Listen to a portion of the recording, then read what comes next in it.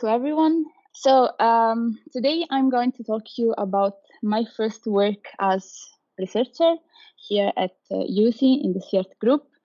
And before to start, I just want to say sorry for the ones who attended my presentation at ICSI 2 days ago, because the presentation is quite the same and it is quite repetitive. So I hope you will enjoy it again.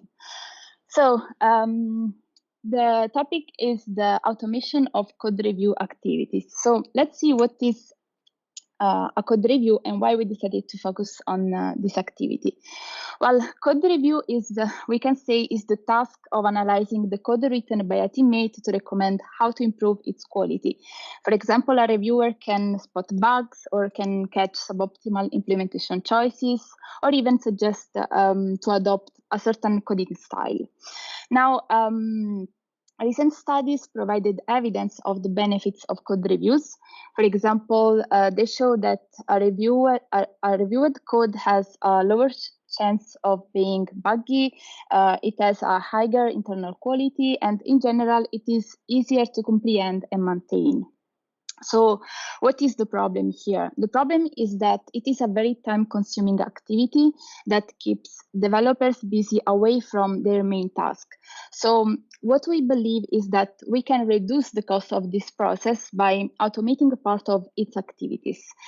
And here I want to underline that the final goal here is not to replace developers during code reviews, but we want to work with them by suggesting, for example, how to solve code quality issues. So now let's see how a code review works. Now, I know that I think all of you are quite familiar with code reviews, so I decided to introduce this with a funny video. I hope you can hear the audio.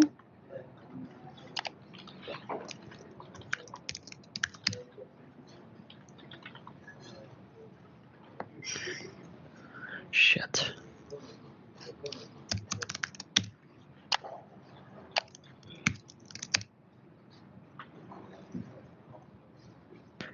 I have no idea what I'm doing.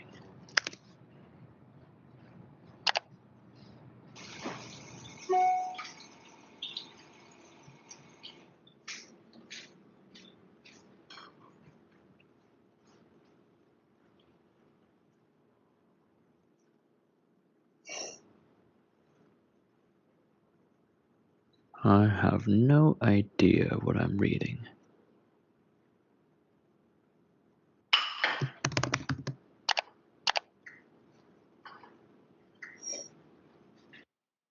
So, okay, it was just a funny video to introduce the code, the idea of code review, but it is useful because we have in these activities, we have two main characters.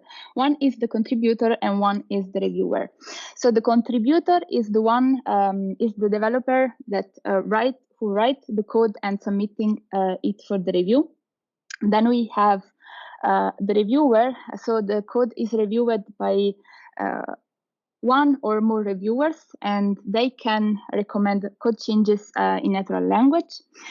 And then the contributor revises the code implementing those changes and create a new version of the submitted code. And this process can be iterated several times until the reviewer is happy with the implemented changes. So usually there are several rounds of review, and during each of these rounds and during each of these three steps, a piece of data is created. In particular, we have the submitted code in the step 1. We have in step 2 the natural language comment, and in step 3 we have the revised code.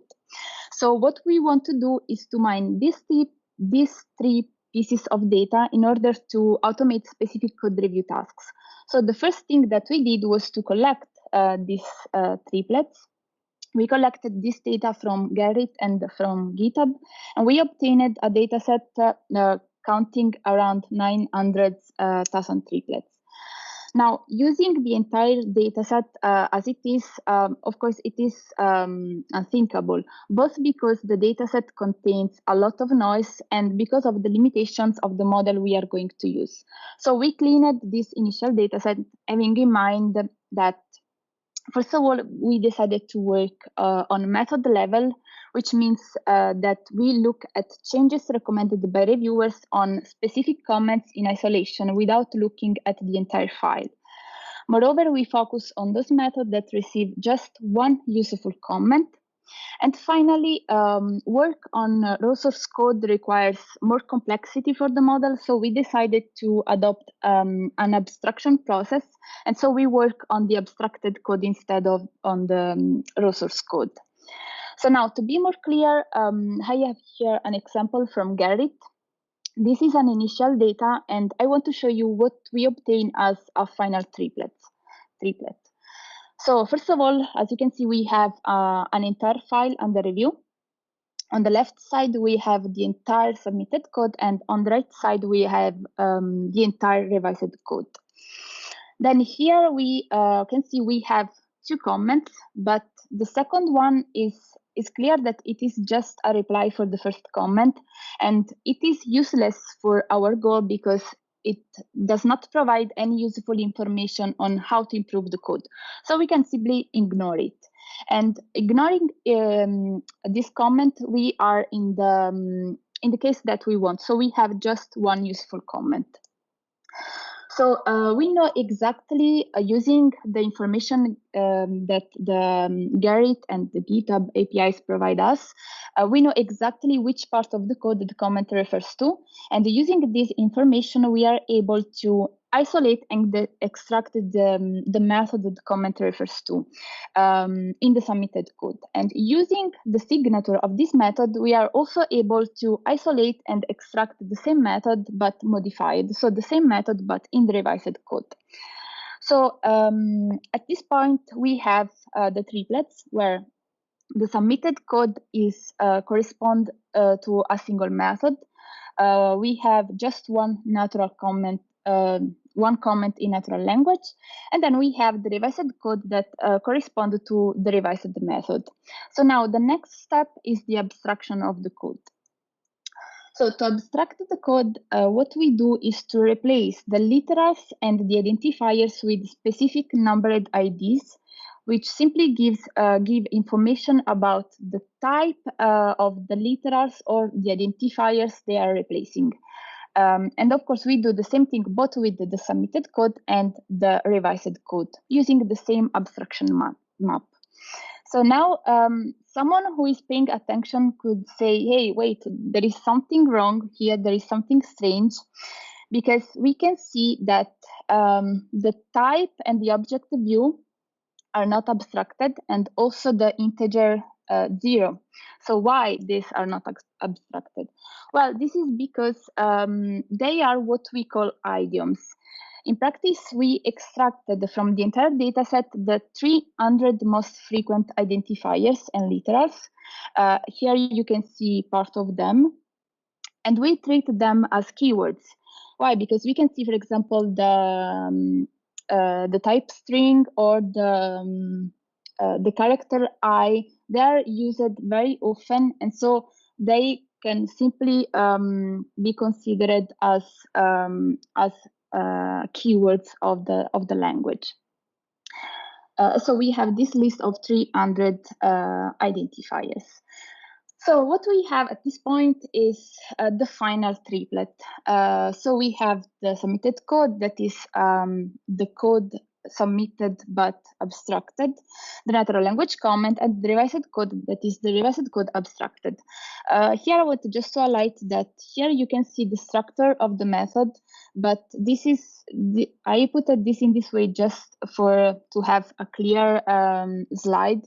The real data set, the real data is just one string without new lines, so just white space between the tokens. Okay, so now to get only triplets made in this way, we had to apply many filters to the initial data set. So, for example, we had to remove comments that cannot be linked to a method, because how I have explained, we decided to focus only on a method level.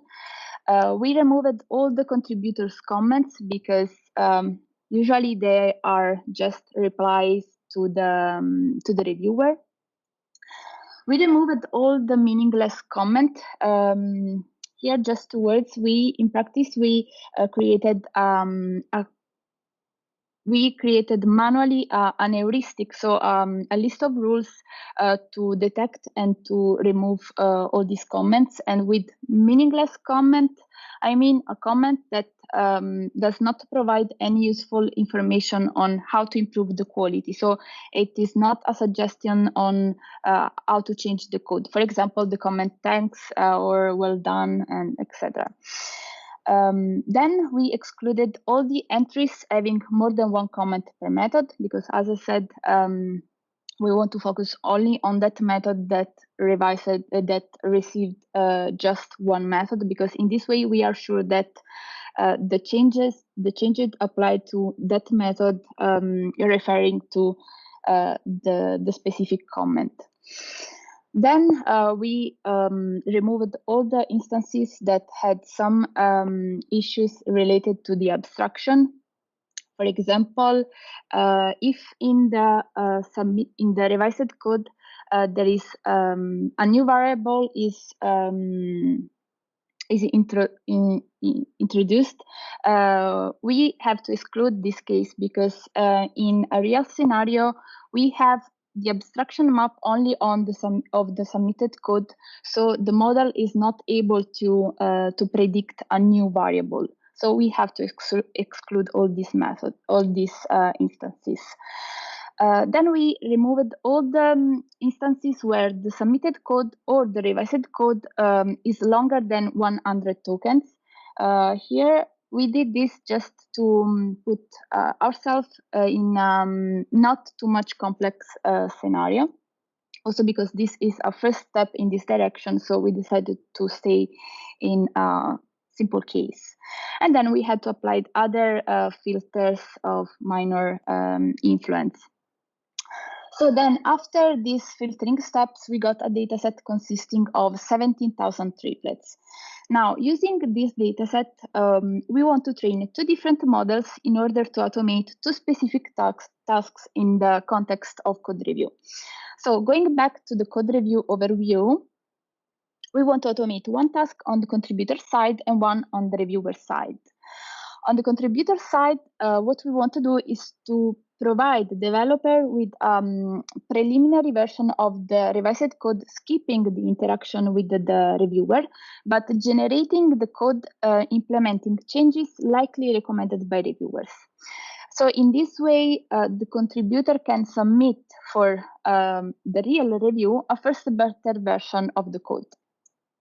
On the reviewer side, the goal is to obtain again a preliminary version of the revised code, but this time implementing the suggestions of the reviewer contained in the comment. So in this way, the reviewer can provide as review not only a comment in natural language, but also a sort of example of how they would like the suggested changes to be implemented by the contributor.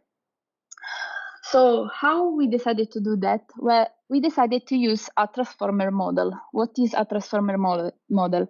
Well, in few words, it is a sequence-to-sequence model. The core of this model are the encoder and the decoder.